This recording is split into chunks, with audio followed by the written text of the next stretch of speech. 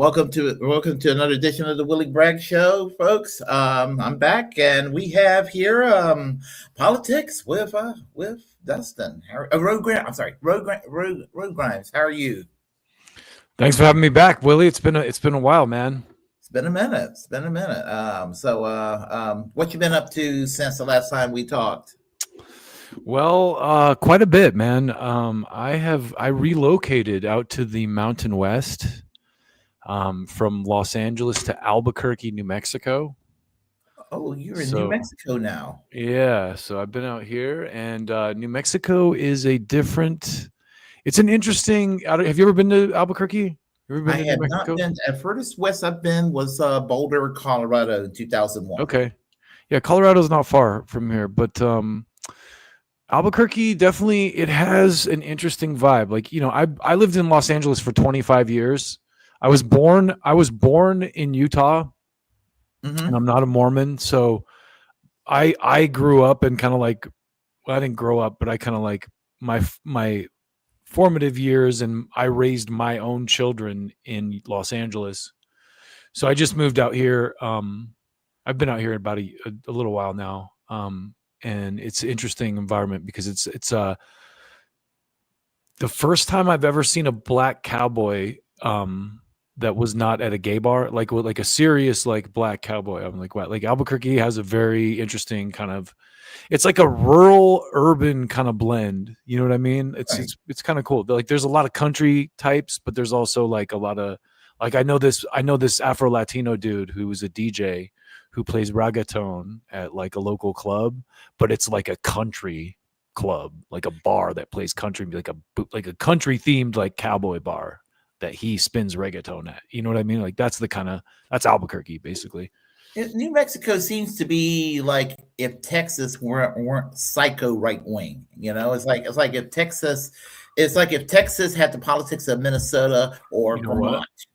It's actually very accurate because New Mexico is very liberal. Like there's a lot of gay and trans population here. I do rideshare, so I know the like population very well, and I drive like a lot of gay people and trans people to like local bars and establishments and stuff, and I talk to the people a lot. And so it's definitely, I think the thing I think is cool about Albuquerque is because my ex-wife lived in Phoenix, and I grew up in Utah, so I know how like conservative Utah is. What's up, Bulla? And Phoenix and like Salt Lake are much less diverse. Albuquerque is much more diverse and like progressive, I think. Denver is obviously close by. Denver's very progressive, and I haven't spent much time there, so I couldn't tell you how diverse it is. But Albuquerque is very diverse. It's got a very diverse, like a lot of indigenous, like Native American population, a lot of Latinos, a lot of Black people, a lot of suburban whites. Mm-hmm. Yeah, the furthest west I ever been was I was in 2001 for a couple of days. I was in Boulder, Colorado. Interesting story about Pine Street in Boulder, Colorado. Okay, I have a cousin that lives there. You remember the TV show Mork and Mindy? Yeah, of course. Yeah, the house. Williams. Yeah, the apartment that Mork and Mindy lived on the TV show. Mm-hmm. The apartment. That apartment's located on Pine Street. Okay, awesome. Yeah. I always thought that was in San Francisco. Yeah, another show takes place in Boulder, Colorado. Another fun fact about Boulder, Colorado. Remember that a screwed up girl that died in the 90s, Benet Ramsey, the one that was Benet Ramsey. Yep. Yeah. She lived on Pine Street in Boulder, Colorado. One of her parents killed her. Yeah, they lived on Pine Street in Boulder, Colorado.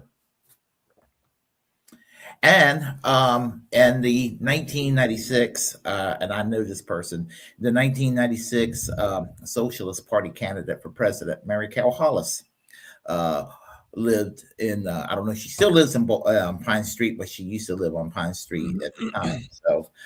So there you have it. So that's good. It's funny though, when I think about Colorado as a California boy, I think about how mad I was that Colorado beat California to legalizing pot, because LA, California had a thing on the ballot. I think it was like, I want to say it was like 2009 or something, like way back in the day, and they got voted down because it was put out by like, it wasn't well done. And then Colorado and Oregon, I think, maybe Washington, legalized marijuana, and then California finally did it at not long after that. But like Colorado I always see Colorado as being like a really progressive state. Now, I'll tell you one thing about Colorado. First time this happened to me. Now, most places you go to around the country. I mean, I don't smoke anymore, but when I was a smoker, when you're growing up, you have smoking sections, non-smoking sections, and today you see somebody with a cigarette as it polite society, everybody gives you the dirty look and all that today. But back then, you think about lighting up in a bar or a restaurant or what have you. So that was me back then because I lived here in North Carolina. So yeah, I mean, I'll go light up whatever. And so I was in a bar in Boulder, Colorado, and I was drunk and I was I was drunk and I was, flirting with this girl. We were sitting there dancing and all that in the bar and all that, and talking. And I went and pulled out a cigarette and started lighting up. And the bartender said, you can't smoke in the bar. This is Colorado. They say you can't do this inside anymore. And I said, I didn't know. I'm from North Carolina. You complete ignorance. You made me flashback when I first moved to LA. I moved to LA in like 99, and one of the first jobs I had, I worked for actually an adult website, crazy enough, in the early 2000s. And I remember we went out one night to this like sushi bar called Tokyo Delves, and it was crazy. They do these things called sake bombs where they put the sake on chopsticks and then they smack the table and the sake falls in the beer and then you have to chug it. Have you ever seen that? They did what now? It's called sake bombs. Like you take it, like they do it at like Japanese and sushi restaurants sometimes, where you put like you put chopsticks on top of a beer and then you set a shot of hot sake on it, and then they slam the table and the chopsticks open and the shot falls in the beer and then you have to chug it. Oh, it's like it's kind of like a Japanese version of a car bomb, like an Irish car bomb type deal. No, but I think I drank the sake, a lot of sake at a Japanese. Yeah. Anyway, long story short, I went to this place, and later in the night, this was my first like time really going out in LA, like in the early 2000s. We went to this bar on Sunset called the Saddle Ranch, and I was so blackout drunk. Yeah, like a sake depth charge. I was so blackout drunk, I had pot in my pocket, and I started like smoking pot in the bar. And but it was like packed with people though. Like, and it's kind of, if you've ever been to the Saddle Ranch, it's not really indoors. It's kind of like an open patio almost with a tarp over the top. Mm-hmm. So my friend told me the next day, because that the bartender was actually trying to get me to pass my pipe to her for a hit.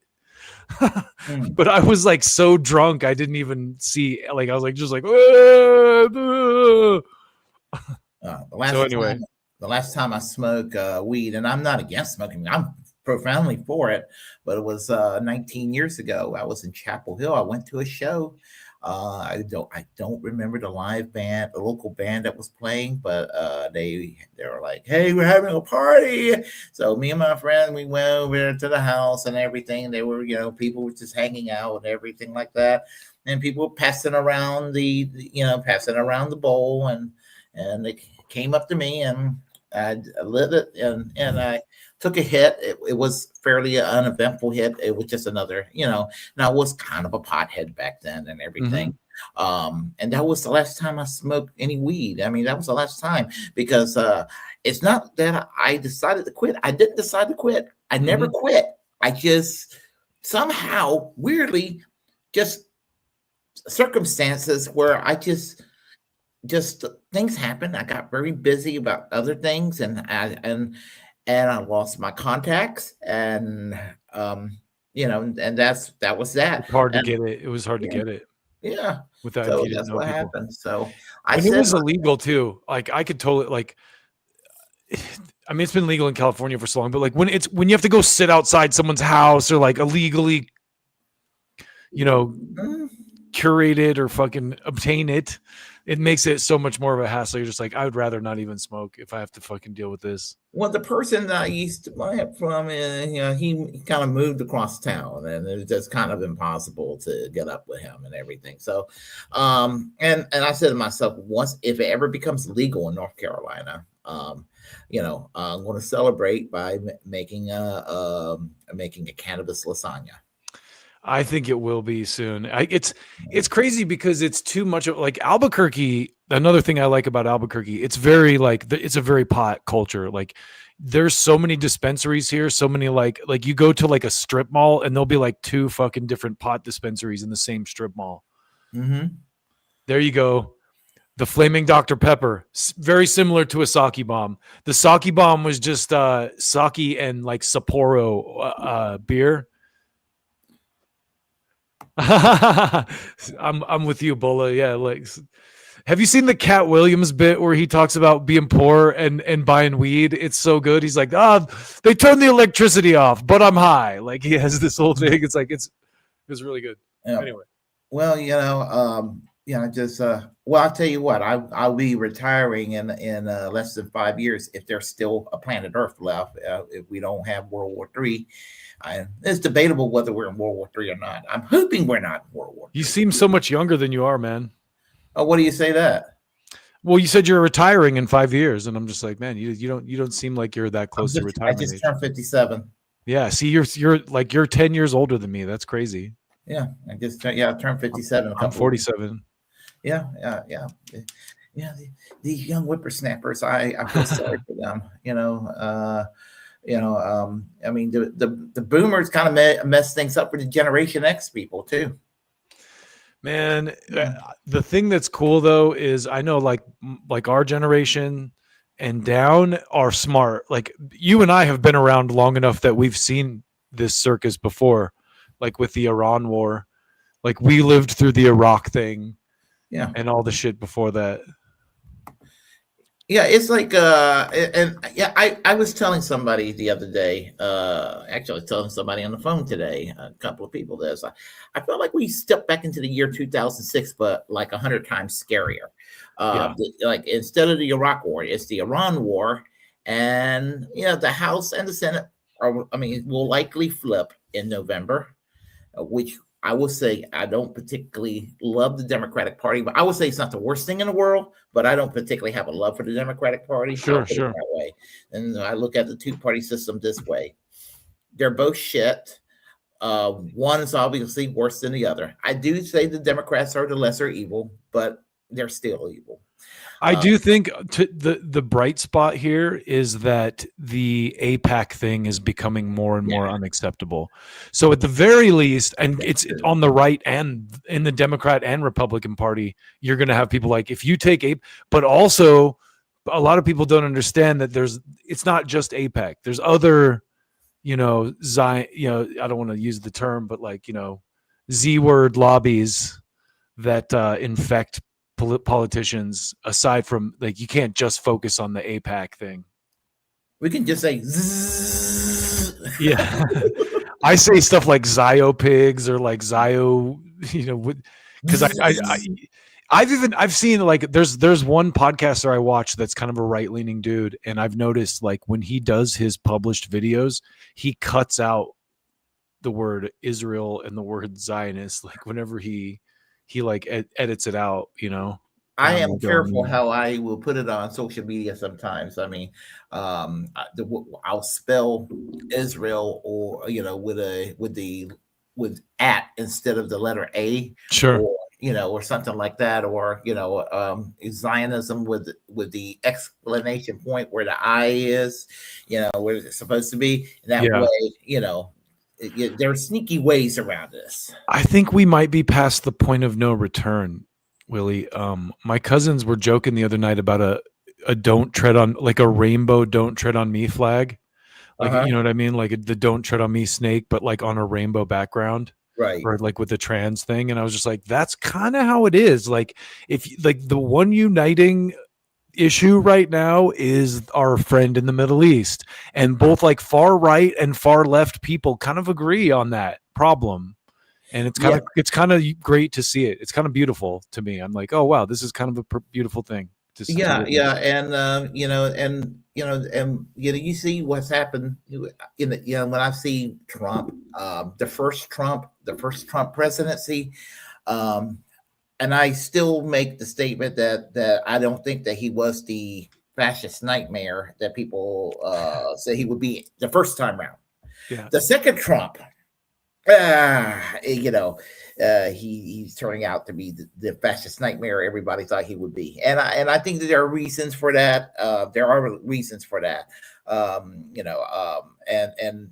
people can agree to disagree, what have you. But what I think happened with Trump is that the Heritage Foundation already had everything set up for him, and and when everything got set up, that was a shadow government waiting to happen to take over, and they took over, and this is why we have these ICE thugs on the street and suppression of civil liberties like we've never seen before.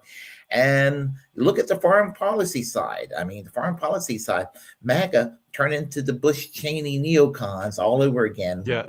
I Well, I will say this, like my because I have equal distaste for both parties. And I'll be honest, I actually hate the Democrats a lot worse than the Republicans because the Democrats pretended to be my friends and then stopped me from letting Bernie Sanders, and then actively stopped Bernie Sanders from being a thing. There is You know what that I mean? argument too. I do have that angle at times. I do have that angle. But with Trump, like the way I see it right now is it's like, I'm kind of like, and I say this obviously kind of like tongue in cheek, but he's getting our good friends in the Middle East completely annihilated right now. So like, I used to joke that it was like 3-dimensional chess, like, oh, that's his 3D chess. Like he can't, he just gave that country all the rope it needed to hang itself.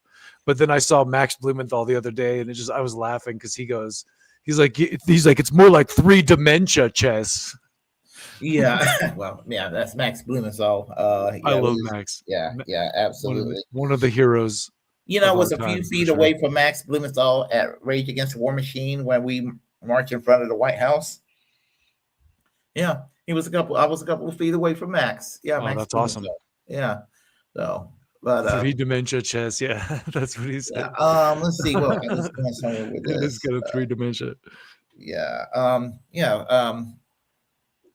Even if this whole thing is a face plant, it's kind of like I felt so guilty at first because I'm like, right off the bat, I was like, get him, Iran, get him, come on, Iran, fuck him up. Here's the thing: I was listening to George Galloway, not George Galloway, Judge Napolitano.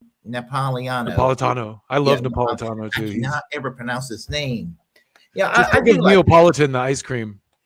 Yeah, I listen to this show occasionally. He has Scott Ritter on a couple of days ago. Scott Ritter, also a hero.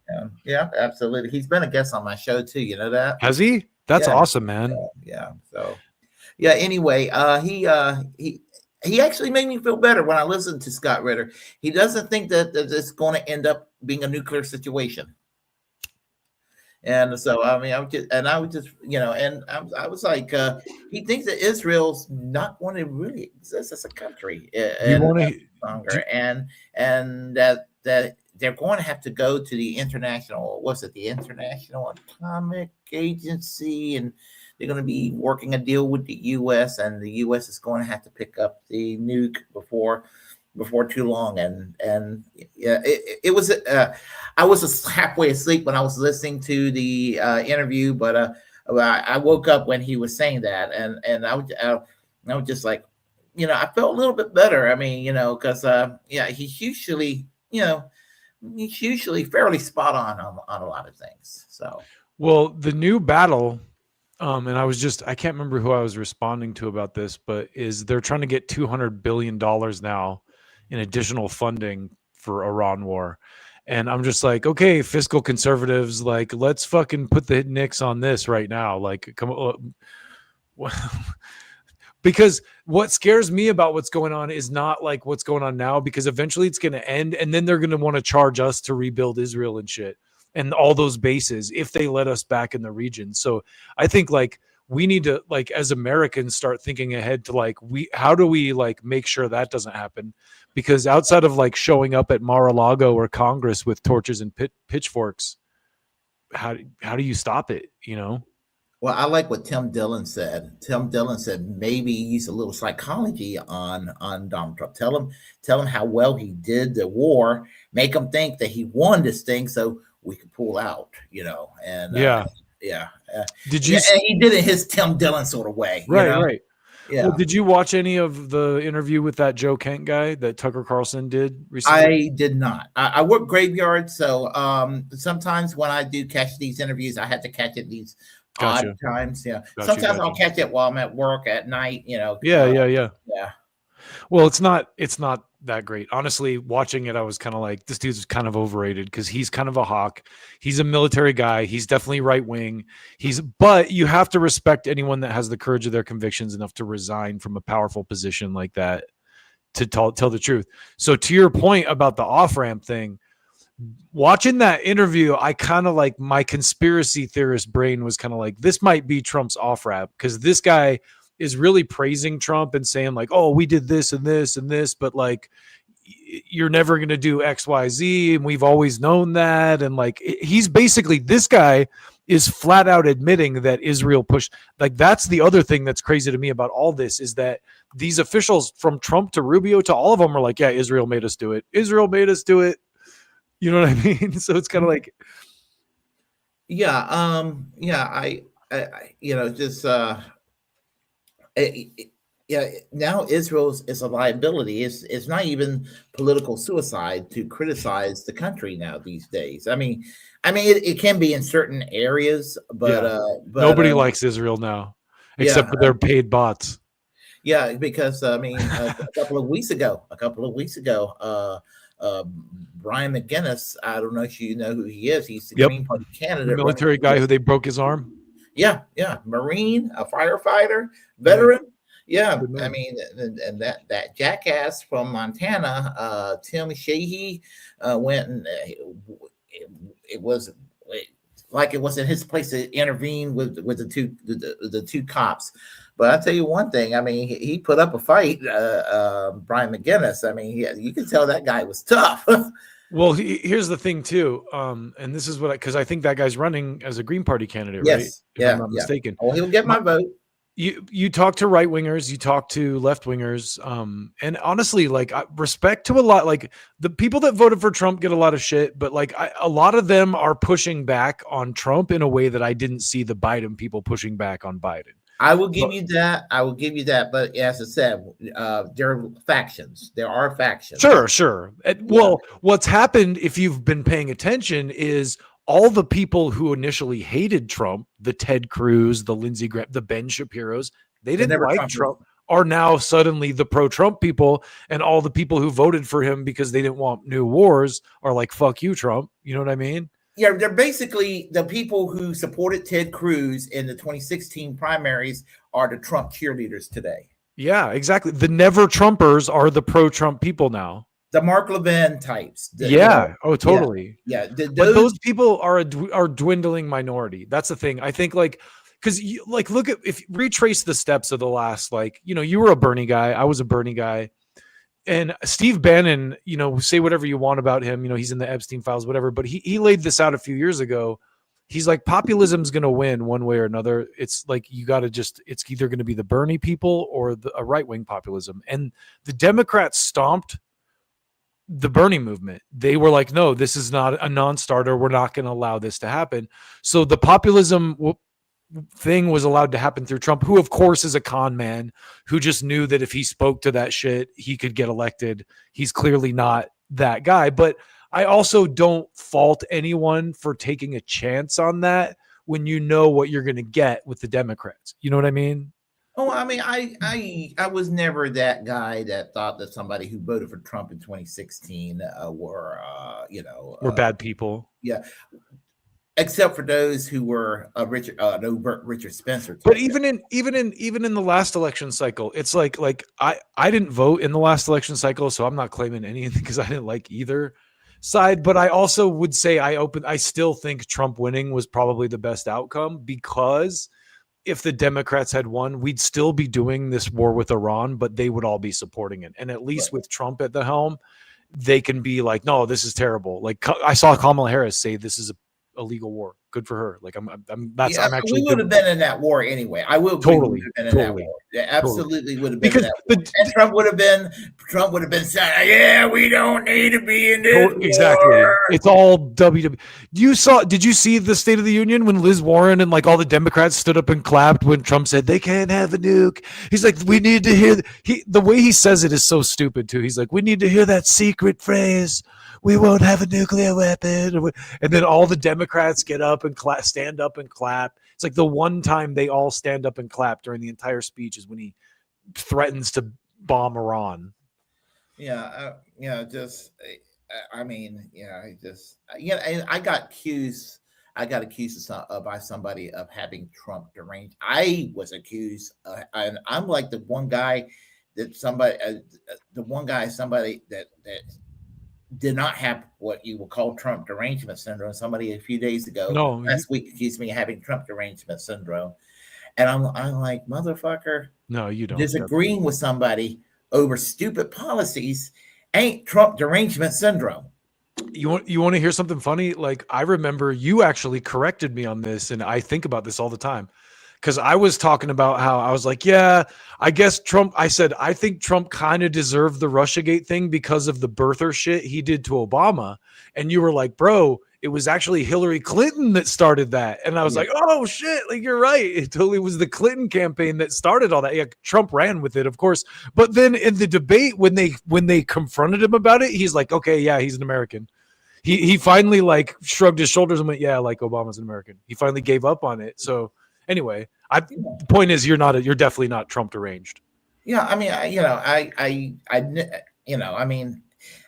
I'm definitely like more hostile toward Trump today than I was the first time around. I think everyone is. I think everyone is now, because he did exactly the stuff that he won that election because of the anti-war stance.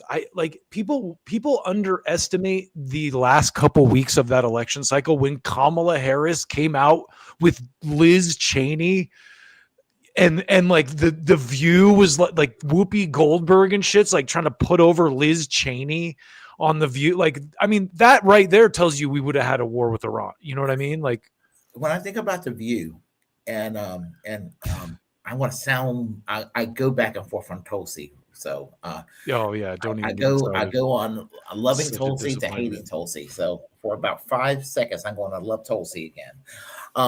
In 2019, on the View, they took a shit on Bernie, they took a shit on AOC, and they took a shit on Tulsi Gabbard on the View.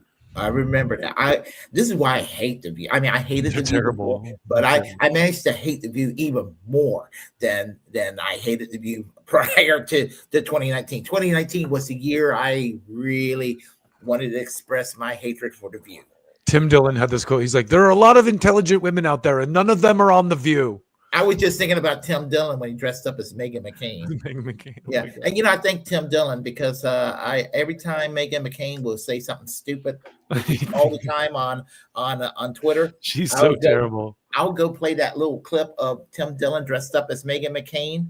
I'll go ahead and play that 1 minute clip, and guess what? It worked. She finally blocked me. So do you want to hear about a musical project I've been seriously, like, the gears in my head have been turning on? I'm all ears. Maybe you can tell me if I should do this or not. Do you remember back in the day when John McCain did the Beach Boys thing? Like, he's like, bomb, bomb, bomb, bomb, bomb, Iran. Do you remember that?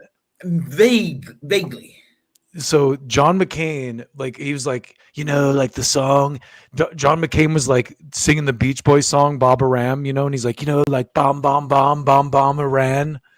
Like, McCain said that. I was thinking about going and digging up that sample and making it into a song and like morphing McCain into Trump. Yeah. Do you remember a sketch on Saturday? They never showed the sketch on Saturday Night Live, but you can find it on YouTube. And it was on the Jimmy Dore played it a while back. It was from maybe 2013, 2014. and I cannot think of the name of that senator from Nebraska. It was a moderate Republican senator that Obama was trying to appoint as the Secretary of Defense. Oh, Anyway, um, and he's definitely not anti-Israel by any stretch of the imagination. But they were trying. They found a statement that was like some nuanced statement that they were trying to jump down his throat that he's not fully committed to Israel. Well, they made a sketch about that on Saturday Night Live. I wish I would share it with you here, but I know what they'll do with the copyright. But anyway, the person who was playing Lindsey Graham, Chuck Hagel. Chuck Hagel. Chuck Hagel. Thank you. Oh, thank you, Warren. Thank you. Yeah, Chuck Hagel. That's right. I mean, it was, when you watch that, I mean, it was imitation. It was imitation looking like real life. You know, it was Lindsey Graham praising Israel to the sky, and it was what's the name of the black senator from South Carolina, Tim Scott. He was praising Israel to the sky. I mean, it was John McCain was praising Israel. Even old Bernie was praising Israel to the sky. They were all just letting everybody know how much they love Israel more than anybody else. And it was like this is what the Senate is like in real life. They were making fun. I mean, but it's the damn truth. This is the Senate. This is what it's like. This is how ridiculous they are. Well, so I got a little sidetracked, but this was kind of like where I was getting to with my whole right left thing. Is I had this idea, kind of like the force the vote thing or whatever, but like strategy wise, I think both right and left people are disaffected with the major parties. So if we all just make a choice, if everyone that votes in the next election says, I'm not going to vote for a Democrat or a Republican. If you're on the right, fine, vote for the libertarians, or, I'm sure there's other right-leaning parties. If you're on the left, Constitutional Party. If you're on the left, vote for the Green Party or, People's Party. There's other like left kind of leaning parties, ESL. Socialist Workers Party, whatever.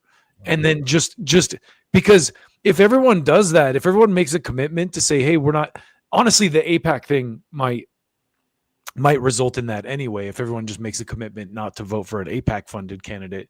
Because if we can get, even if the right and the left both get another major party into the point where they can get public funding, you know what I mean? To that, like, what is it, like 1%, 5%, 2%? 5% of the vote. Like if we can get a couple more parties in the mix, and then we can get term limits for congressmen. That's the next thing we need. Because I've always favored term limits. And both right wingers say that too.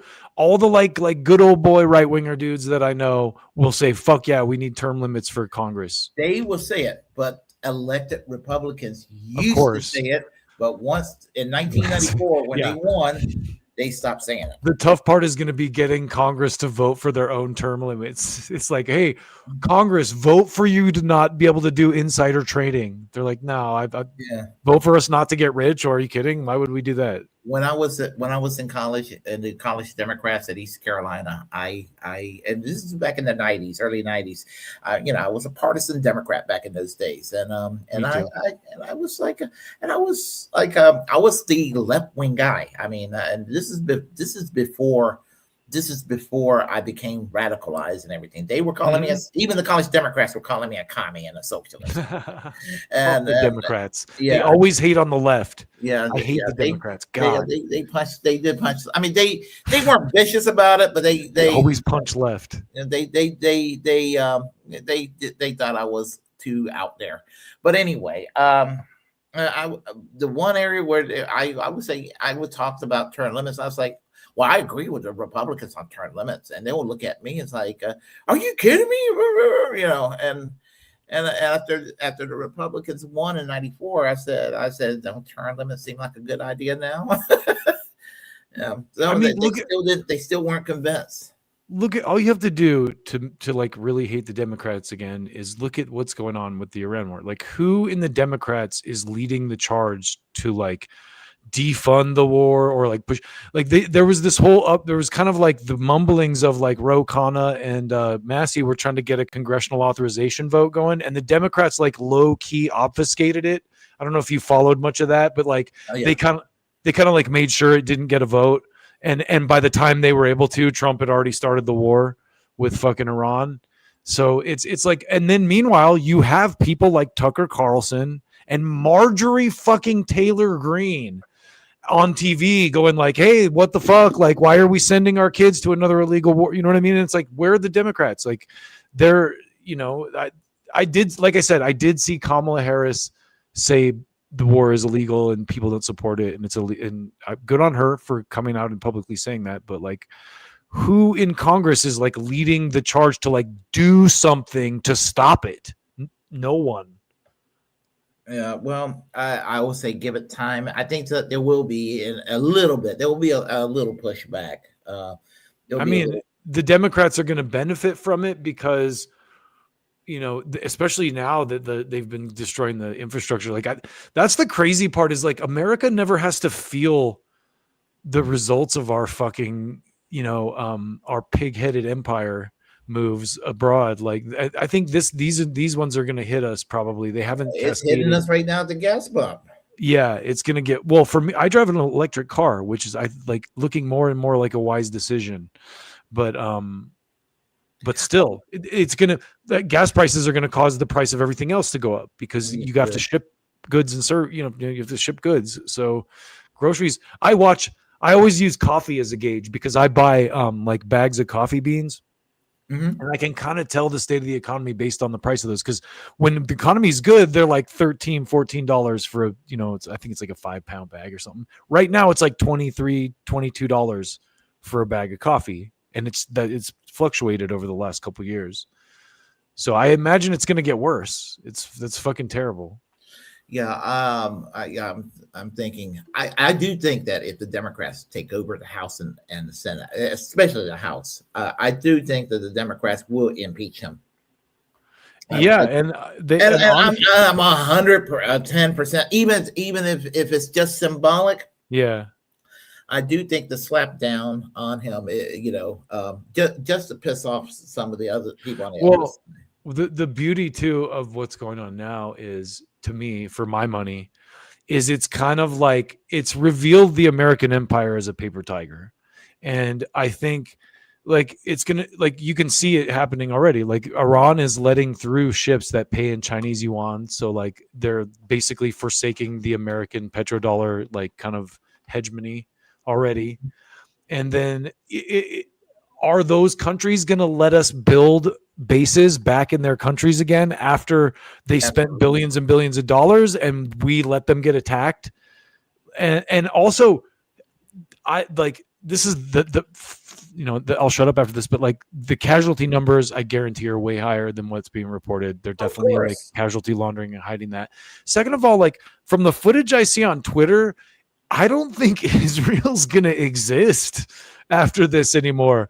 I think it's a matter of time. I used to say 2035. I think they'd be lucky if they make it to the year 2030. They're going to be lucky if they make it to the year 2027. At this point, like it's fucking crazy but again, it's kind of like three-dimensional chess. I do feel sorry for those in Israel that are pro-Palestinian, those voices who are pro-Palestinian. Get out of there. Get out of there. Yeah. Why like they need to lead the country. They need to lead the country. Just get out. Yeah, like that. But that's the thing. That's the point that like a lot of the like really good commentators have been making. Like I don't know if you follow him. His name's like Alon Mizrahi. He's a like Israeli Persian, I think, but he's been like doing these tweets, and he said it really well. He's like, the fucking Iranians have nowhere else to go. But the Israeli settlers can fly out to Europe or Brooklyn or whatever, you know what I mean? They all have places to go. But the Iranians and the people like who live in the Middle East, like this is a fucking civilizational battle for them. They don't have anywhere else to go. If they lose their home, that's it. Where a lot of the Israelis have the luxury of going somewhere else. Do you know who Jen Perlman is? Yeah. Yeah, I had her and her co-host Peter on my show on my birthday live stream a couple of weeks ago, and we were talking about this situation, and we were discussing. Are you familiar with the Oblast Federation? I don't think so.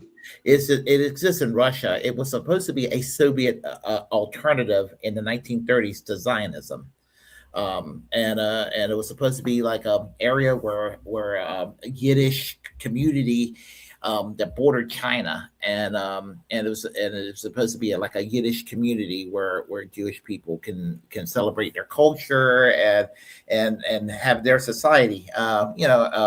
And I think the plan was to turn it into a Soviet republic or something like that. I think that was the overall long term plan, and I think that was considered like a Soviet alternative to Zionism, and that might have been a better plan than turning building a new society on top of an existing society in Palestine, and it just like I was like, what? I always thought, why there? I mean, why build it on top of Also, I mean, yeah, like I have plenty of Jewish friends. I mean, Los Angeles is like, it's funny because like Los Angeles is such a like microcosm of the like Middle East, like Persian Jewish thing. And like, so I guess the point I was getting to is I know so many Jews who are so fine and safe in Los Angeles or New York or like whatever, like, but like, why do they need Israel? Like, fucking let the Arabs and the Palestinians have it. Like, it's not our land. Oh, most Jewish people I know are either anti-Israel or very very Disconnected from it. pro-state two-state solution and Yeah. are anti Netanyahu. Well, that's what I like. I disagree with saying the Jews. Like, I'm very careful about saying the Jews because it's not the Jews. That's like saying saying Zionism represents all Jews is like saying the KKK represents all Christians. You know what I mean? I would say that Christian Zionism is probably more dangerous than anything else than even the Jewish kind. Yeah. Because here's the thing: Zionism there are like different factions of Zionism, and just there are different factions of Zionism. The so-called good cop Zionism is no longer really in existence. Labor Zionism, the majority faction that actually founded the country, that doesn't exist anymore. What exists is the revision Zionism, the type that's embraced by Netanyahu, and that's more fascist, more religious. Sure. And they made an alliance with a majoritarian American Christian nationalist movement here that don't give a damn about. They hate Jews just as much as they hate Muslims. Well, I also feel like there's kind of a push to like be like, oh, it's just Netanyahu and the Likud. No, like Israeli society as a whole is pretty fucking militant. Like they like get lawn chairs and watch Palestinians get bombed. You know what I mean? Like, well, yeah, that's true. I do think that like, and I'm not like saying all Israelis are guilty, but like the large portion of Israeli society is guilty of like complicity with the Zionism. You know what I mean? Well, we'll put it this way. At present, the Labor Party only has 5 seats in their Knesset, and that's like the largest voice of the left. And they're actually in the next election, they're not going to be the Labor Party anymore. They merged with the Meretz, and I don't like the new name for the left wing party in Israel, the major left wing party. You know what they call themselves now? No. They call themselves the Democrats. Really? Oh God.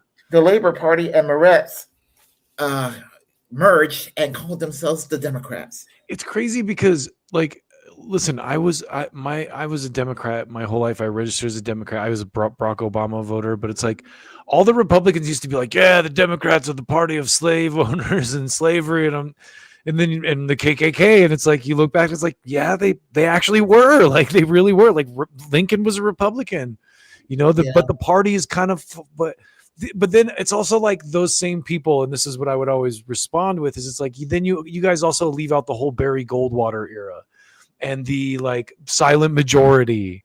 You know what I mean? Like, and then that like that like they're like mysteriously that disappears from the equation because the parties shift, and you're seeing it now where I feel like the most like kind of lefty populist arguments now are coming from people like Tucker Carlson and Marjorie Taylor Greene, while you have the Democrats kind of still playing to like identity politics sort of, but also like with people like Jasmine Crockett or whatever, but also like complete complicity with, what's going on in the Middle East, and I have not a conspiracy theory about Jasmine Crockett. Yeah, you want to know what my conspiracy theory is? Sure. I mean, now, when I first heard of Jasmine Crockett, and although even though I dislike Marjorie Taylor Greene, maybe I dislike her a little bit less than I used to. Sure. Considering people change too. That's the other thing. But here's the thing. I did approve of her calling her bleach blonde bad Bill Butch.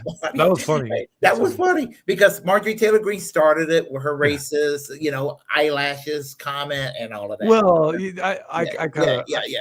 But here's the thing. I think that Jasmine Crockett is being used. They're pushing Jasmine Crockett as like an alternative to AOC because they're sure. I think that she's more centrist.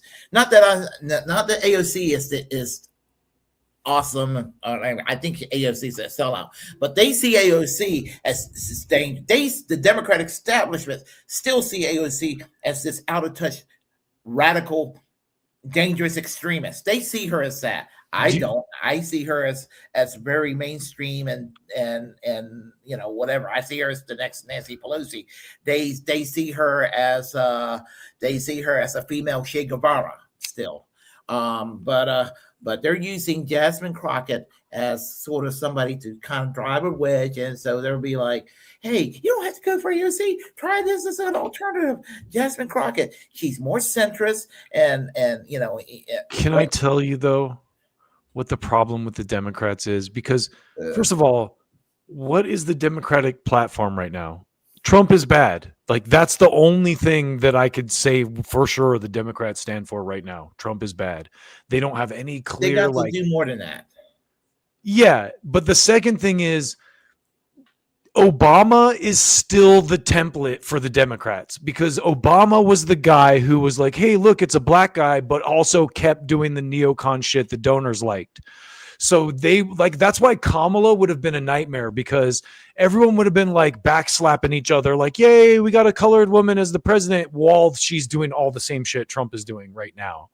And there's a caveat I had to add to that. Not that I want to defend the two-party system, but I would say that Barack Obama, and I have my problems with Barack Obama, but yeah, one thing that was, and this has nothing to do with identity politics. This is more to do with policy. Barack Obama. One thing that was good about Barack Obama is before you finish. In retrospect, there's a lot that's really good about Obama, but keep going. I know what you're saying, and I'm going to say that, and I never voted for Barack Obama. I want to make that clear. I did twice because I voted third party, and I voted for Mike Gravel in the primary. Oh, way better, dude. Based. But Barack Obama basically. He basically made a roadblock to put a stop to Hillary Clinton in 2008, and the right wingers who hate Barack Obama and hate Hillary Clinton ought to be kind of grateful for Barack Obama putting a stop to Hillary Clinton. Sure, strangely enough, but here's the thing: in a weird way, for those who still love Bernie Sanders, he kind of paved way for Bernie Sanders in a weird way. He did. And even Obama, those of us who don't look at Bernie Sanders the same way we used to, those of us who are disillusioned and black-pilled like us, Can I tell? Bernie. Yeah. Um, There's a natural progression from Howard Dean to Barack Obama to Ron Paul to Bernie Sanders. right. 1,000%. To I think that where we're all at here in independent media these days. Yeah. Yeah. But like, do you remember? Because I was a big Ron Paul guy, and they did those money bombs. I was just talking about this. They would do I like remember that. and that because like they do the money bombs right before the filing deadline. It was such a smart like, and that was like that was such a fucking collectivist like communist thing going on for Ron Paul, because we would all get together on the internet and do a money bomb. Like everyone would give $7, and then all of a sudden Ron Paul would have like $3 million going into the and the news would have to be like, oh fuck, like Ron Paul's like the #1 fundraiser. Oh shit, now we got to talk about Ron Paul, even though we don't want to. In 2008, very early 2008, late 2007, I was obsessed with Dennis Kucinich and Ron Paul collaborating on a ticket together. They actually talked about Ron Paul said if he got the nomination, he'll have Dennis Kucinich as his running mate, and Dennis Kucinich said if he got the nomination, he'll have Ron Paul as his running mate. And I fallen in love with that idea. I said, I want that. I said, I want a Dennis Kucinich Ron Paul ticket. That'd be amazing. Back then, that's what I wanted. I mean, I'm a socialist. So that's what I wanted. I know that sounds weird, but as a socialist, I still wanted a Dennis Kucinich Ron Paul ticket. I'd love that. Just as I wanted. But again, it's like you look at like Ron Paul now is like a fucking lefty fucking socialist compared to like, you know, the Democrats of today. I respect Ron Paul. I love Ron Paul. But again, that Ron Paul kind of like template carried over to Bernie Sanders next, because that's how Bernie Sanders became a juggernaut, through the same methods that were developed during the Ron Paul years. Ron Paul's a better man than his son, Rand Paul. Rand Paul's kind of he's okay. But he's still kind of a standard Republican at times too. Yeah, I mean, I think it's funny because when I was a kid, I remember the AM radio people, the Rush Limbaugh people, and I always hated those people. And I still hate like the religious right, like anti-gay, like anti-sex, junior anti-sex league type people.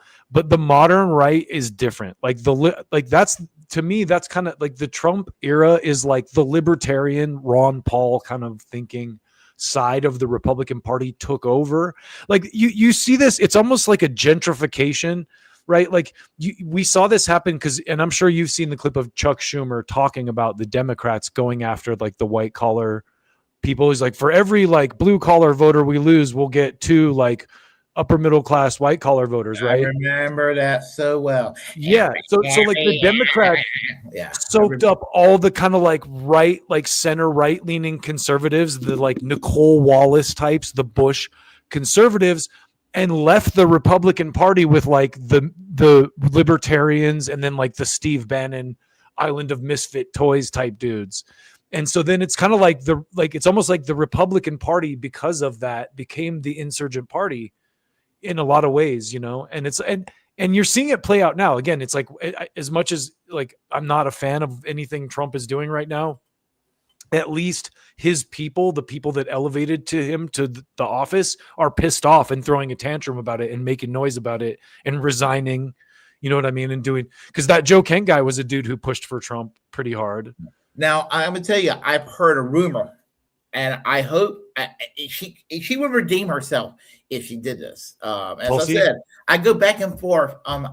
One minute I'm looking at Tulsi, I'm loving her, and then I'm hating her, and then I'm having sexual fantasies about Tulsi Gabbard and AOC. You know, but, that's why they're a thing. We know. Yeah. Tulsi's a very attractive woman. Yeah. So it's AOC, and I have thoughts about AOC and Tulsi. Tulsi, the thing about Tulsi, and I noticed like you ever have thoughts about AOC and Tulsi? Not till now, but that would be like isn't it a beautiful thought? An oil wrestling match, you know, like holy shit, that'd be top tier. I got AI pictures. Thank God for AI. I got AI stored away. Seriously, with like on a serious note about Tulsi, it's like I notice like a lot of people that are like the Do Dissidents guys are like fucking really anti-Tulsi. Like they have a whole thing against Tulsi for some reason. I love what not Keaton, Russell says. Tulsi. Yeah, She's but taking and I every love those guys. But side on every issue.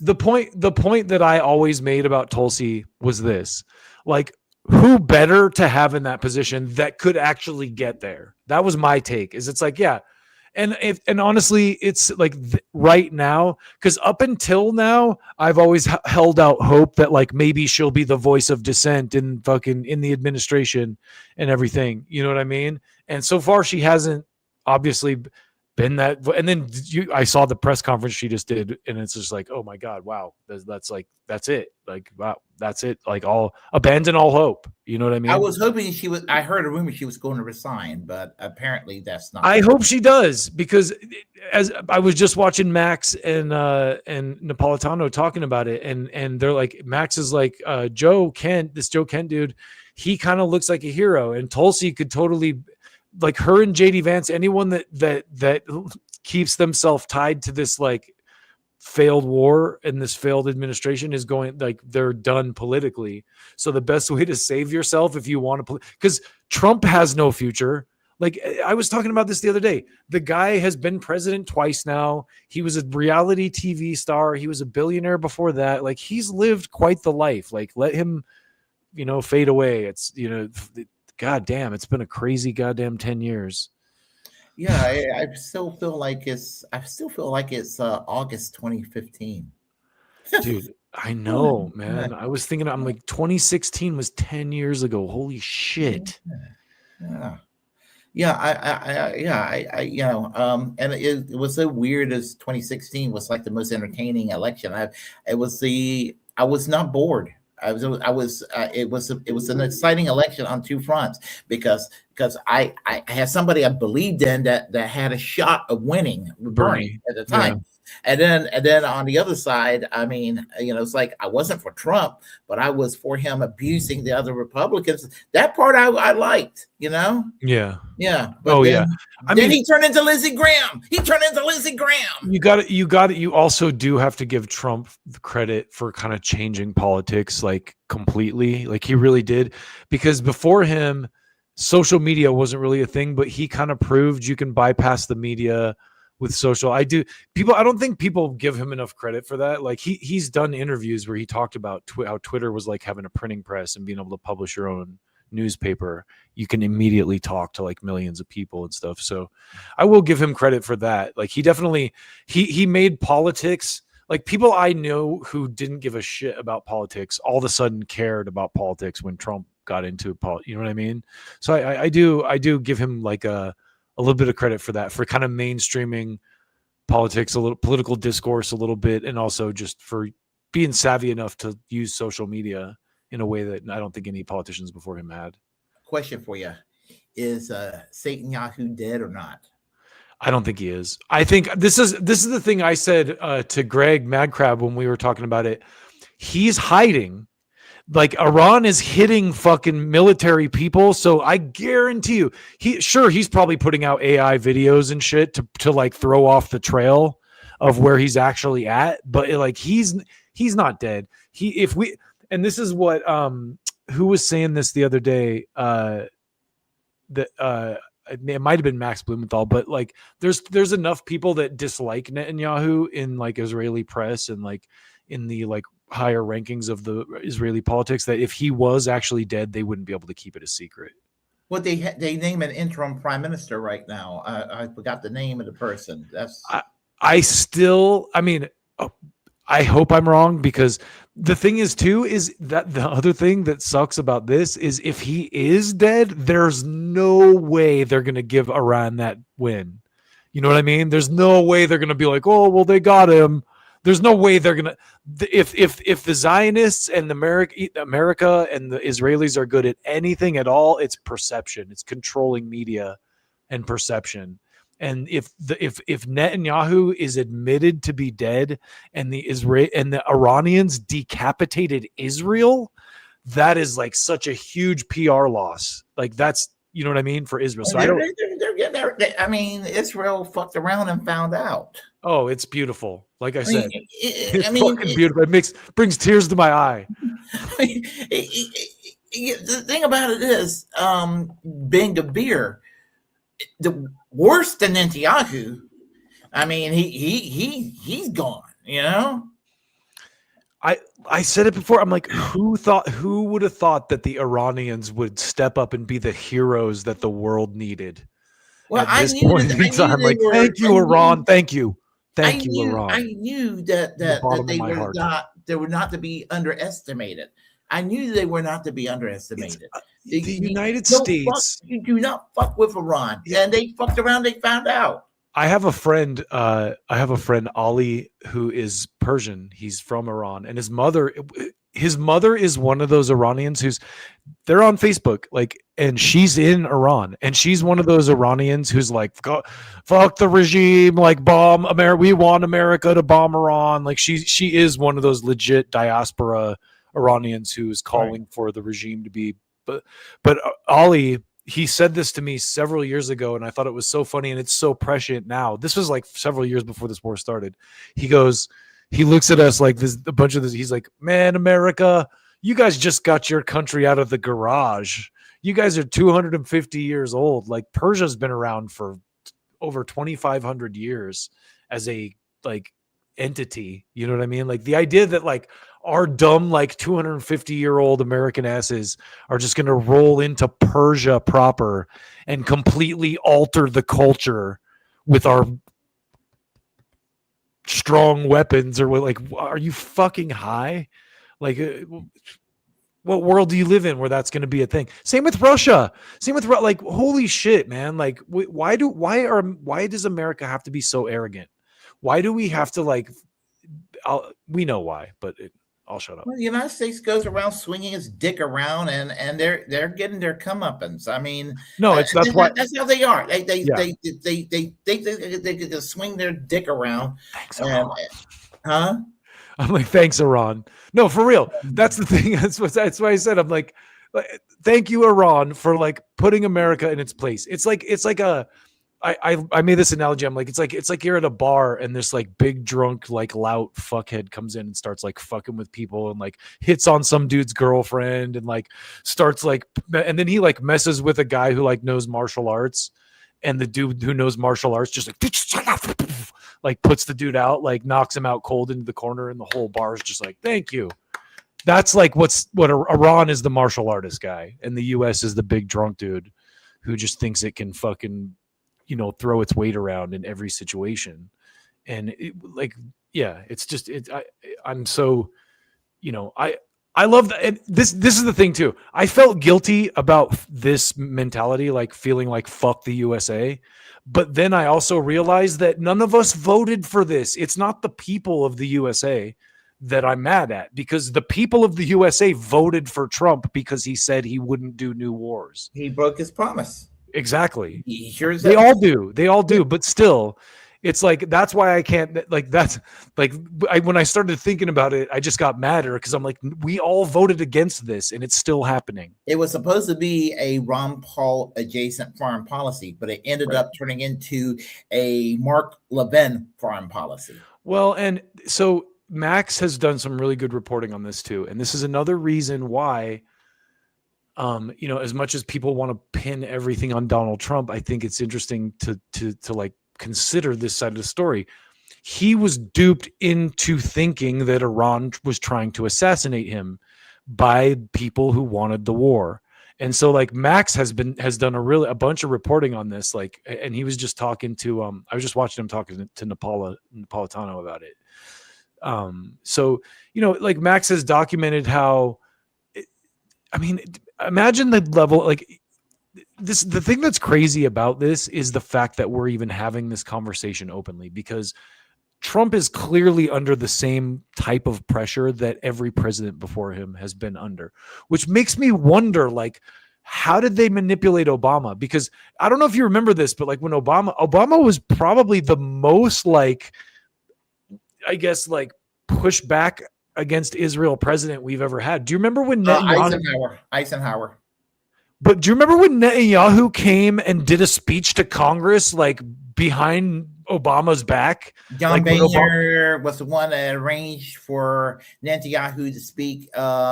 as a way to throw a monkey wrench into the peace treaty between the United States and Iran, which ended up working until Trump's dumbass came in and pulled the and U.S. repealed out it of because this Obama deal. did. Yeah, Obama. That's the thing. Obama And it gets a was lot of working. shit. Yeah, and conservatives have. And listen, I'm not saying Obama was perfect. His CIA, John Brennan, probably one of the most like underhanded scumbags ever to work in the U.S. government. Like that guy did the RussiaGate shit. Like the Obama administration did a bunch of terrible shit. Like their hands aren't clean, but also Obama was at least like a fucking sensible, like empathetic dude. Trump is just like a fucking like he's just such a spoiled rich kid. You can tell the difference where like Obama like actually had some real life world experience like on the streets, and like Trump is just one of those guys who's lived his entire life in a bubble where everything he does is the greatest. You know what I mean? Um, and Well, and also Obama fucking pardoned Chelsea Manning. Well, yeah, to his credit, he did, and Trump was Trump when it came to that's the thing about Biden. Biden allowed for Julian Assange. I couldn't believe Biden allowed for Julian Assange to be free. Nobody gives him credit for that. I don't like Biden, but you know what? Biden was the one that was responsible for, and I never thought that Biden would be the one that'll have Julian Assange free. I actually thought that Trump would be more likely to free Julian Assange than Biden. There has been rumors floating around that Trump is going to pardon Snowden and Assange. There's rumors. I don't know how true they are, but also you got to give Trump. He did pardon homeboy Ross Ulbricht from Silk Road. Okay, he did deliver on that for the libertarians. So there's still hope. Like I said, there's a lot of pressure going on behind the scenes, and like Max has reported on how the Israelis, and Trump said publicly, he's like, that's the proof. He's like, I had to get him before he got me, because they convinced him that Iran was trying to kill him, when really it was fucking. Yeah, they're not. And again, also. He's a big boy too. Like, I'm not saying that absolves him from his responsibility in starting the war. It doesn't. But like, there's a lot of dimensions to these things that I think people need to understand before they rush to judgment. Because again, it's like, what president hasn't been like that? That was my argument with someone like Tulsi, or like, it's like, what person are you going to have in a role like that for DNI? Like, at least Tulsi, like on the surface, like she had the courage to stand up to Hillary Clinton and the DNC when they were lying about Bernie. She's been in war, so you kind of like give her the benefit of the doubt, and then she gets in there, and it's like, worst case scenario, she does what she did. Like what's happened right now, if she doesn't resign, is a worst case scenario. Where, I mean, who else would have been in there besides her, right? Like, it would have been some fucking former military senator from like Wisconsin who's bought by AIPAC or whatever too. Yeah. So, very true. Very true. Do you have any final thoughts? No, I mean, I think I'm actually surprisingly optimistic, because I think that the empire needed to be smacked in the face. And I think that even though it's probably going to be tough in a lot of ways for a lot of people, big changes that are coming are probably necessary. And, it's probably going to make us more self-sufficient as a country and as like in general as people. So, well, I look at it this way. I said this a few weeks ago. When the British Empire crumbled, they got healthcare. I would like to think that would be the case here in America, but we got to realize America is America. So, yeah, I'm black-pilled. Totally. I keep waiting for some intrepid reporter to like bring the real numbers out with did you see that guy that Israel tried to kill with a missile, the RT guy recently, the reporter? No. Dude, holy shit. Like, his name's Sweeney, Mike Sweeney, I think. And Max Blumenthal supposedly knows him, but you'll go on Twitter, you'll see it. Like, Israel literally, it's on film. They tried to, and the guy's not even denying it. And it's so crazy, because when you think about like Rachel Corrie and fucking, Hindrajib and like all the people that Israel, what was the lady's name these days? Yeah. And so they like literally, because the guy's reporting on Lebanon, and he's like right there. They try to hit him with a missile. And so he's out like, I'm like, dude, Israel is so done at this point. We'll see. But like that's crazy. Anyway, I'll shut up. So you're saying 2027. And I said initially 2035. But, I mean, I'm not trying to like enter a Kalshi bet or anything because no, I understand. There's a lot of money behind that project that's going to try to keep it alive. I'm sure if they can. So we'll see. But it's not looking good. I will say that much. Yeah. So yeah.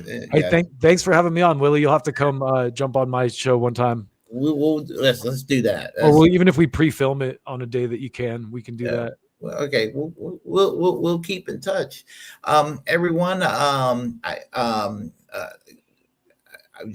Thank you. You want to stick around for a minute when I sign off here? We'll talk to you real quick.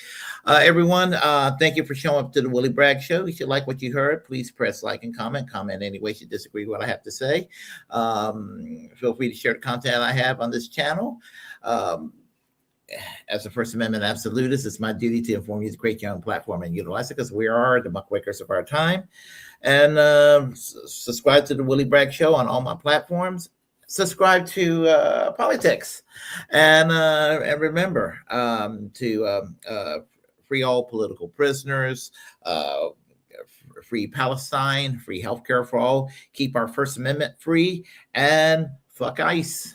So y'all take care and possibly tomorrow. See y'all possibly tomorrow.